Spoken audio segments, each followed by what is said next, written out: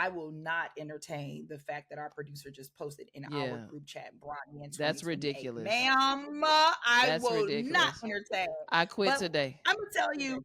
I will tell you this, I'm leaving right now. I'm gone. I don't want to be on the show. I don't want to be here anymore.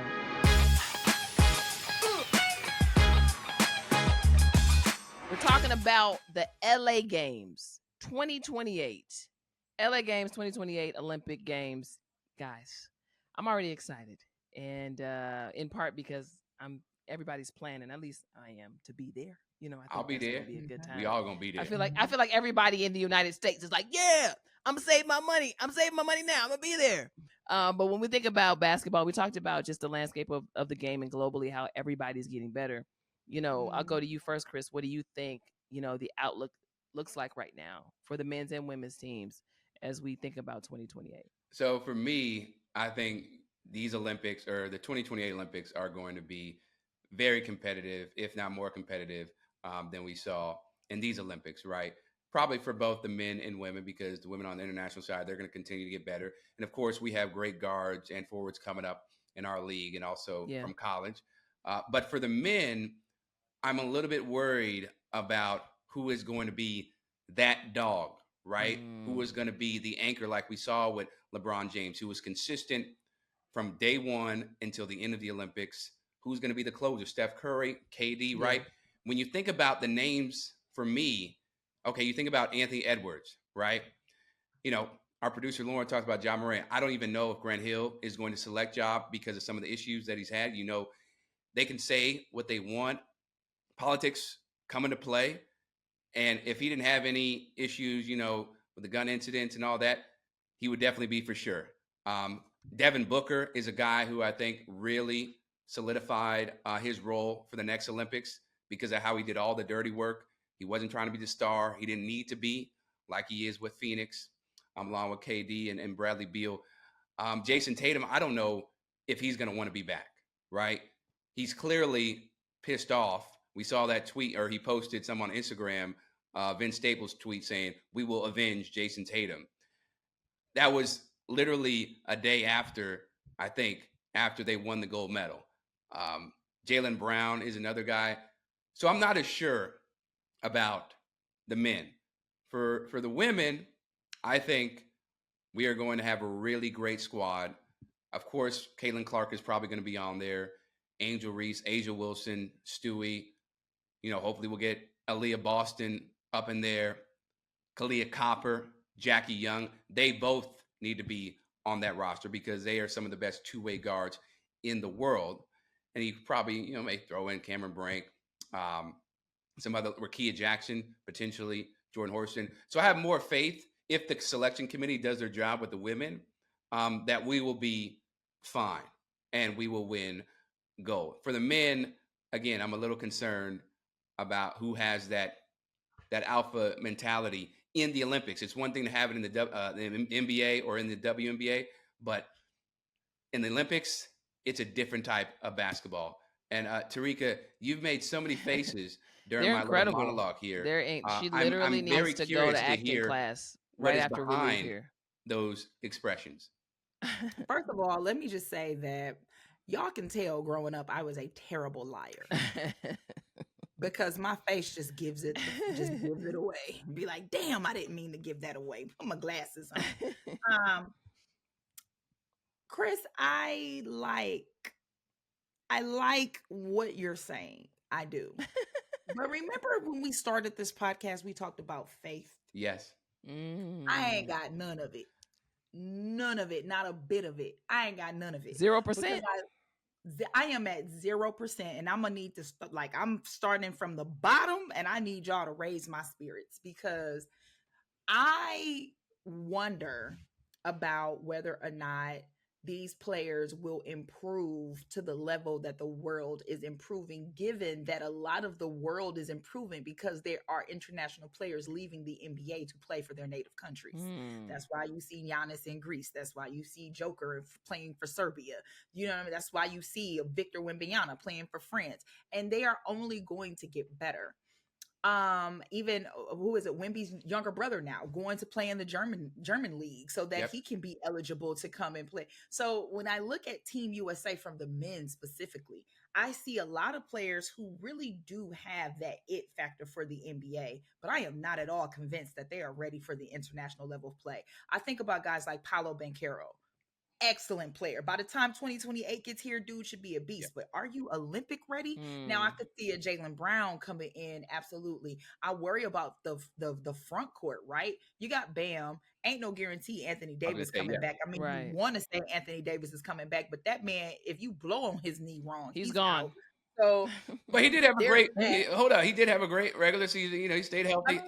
You absolutely, but that all the more reason is why I'm a bit more concerned at how long this will last. Right. Because you had a great regular season and you actually played pretty well in the Olympics as well. Yeah. And as far as the regular season is concerned, it didn't get the Lakers nowhere, right? So if this is what this looks like at your best, then you ain't getting younger, bro. Like, and you ain't LeBron. And everybody's not LeBron. LeBron is superhuman to be able to look the way he looks right now at 40 years old. So it's just, I think about a Jaylen Brown. I actually believe Ja Morant would be an excellent addition to Team USA. I love Anthony Edwards, and to me, Anthony Edwards is probably the guy that stepped up the most to say, "Hey, this is how we got to do it, and this is what we're going to do to get it done." I have no reason to believe that Jason Tatum would not accept an invitation to come back and play for Team USA if it was extended to him, regardless, because ain't no guarantee it's going to be Steve Kerr. It'll probably be somebody like Jason Kidd coaching the Olympics at this point in time.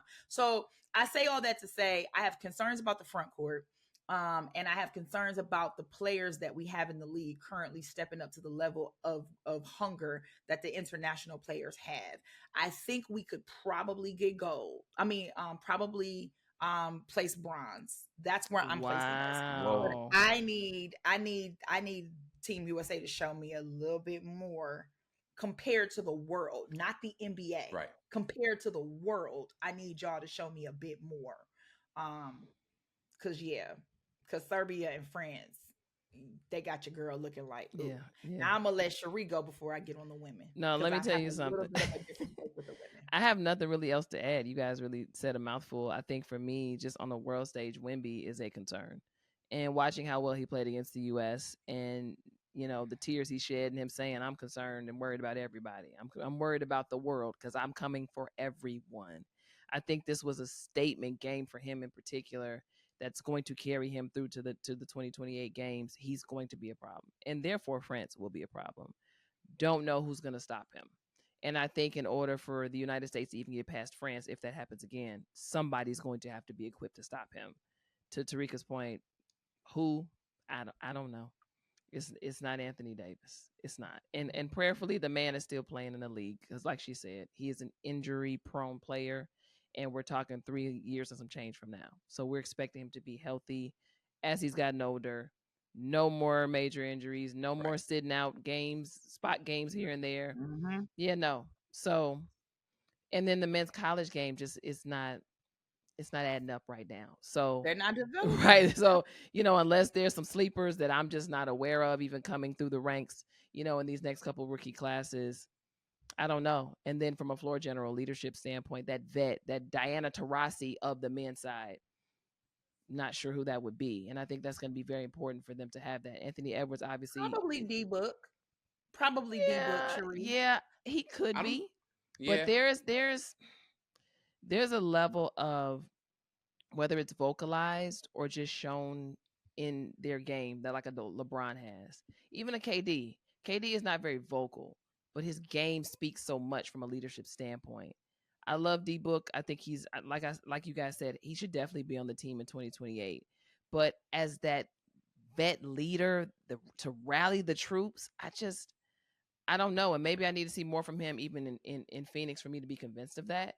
But I do think the potential is there. And I'm sorry, guys, Jason Tatum, I would not invite him back unless he is somewhere turning up and like killing everybody at an MVP level for the remainder of the time until the 2028 games. But I want to see Jaylen Brown get an opportunity. I really do. I really do. I want to see him get an opportunity. And it makes me so sad about all the controversy that surrounded Kyrie because this team could have used him, and then he could have been that guy, that floor general, that vet to come in 2028 and really set the tone and keep the guys together. So it's unfortunate, but yeah, we'll see. I'm with Terrika. I mean, I have a little faith. I have to, but I don't know where some of these pieces are going to come from right now. I think the NBA is in an interesting position in the passing of the baton. Who's going to take it and really run with it outside of the couple players we named?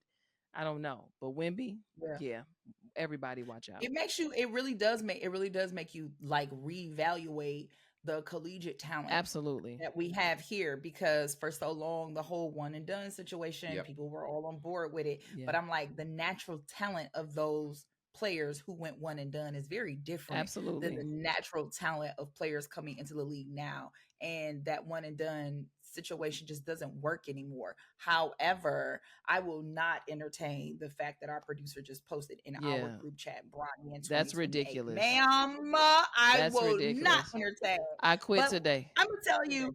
I will tell you this. I'm though, leaving right now. I'm gone. I don't want to be on the show. I don't want to be here anymore. I quit.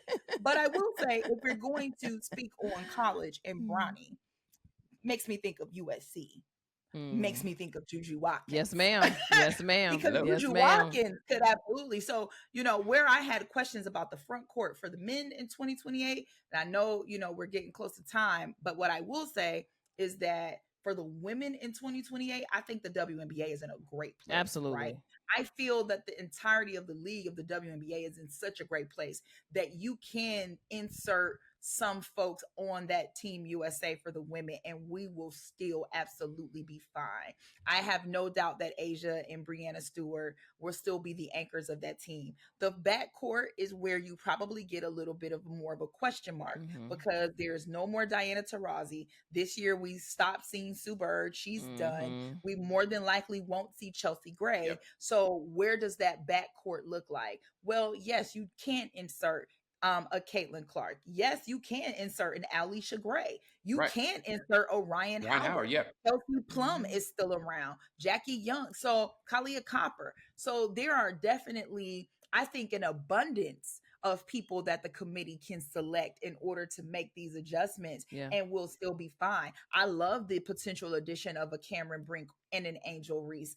I love the addition of even having someone who previously played in Team USA joining the Team USA coaching staff. Like, can I see Diana Taurasi? Yeah, that would be amazing. That would be from California. That would be amazing. That would be amazing.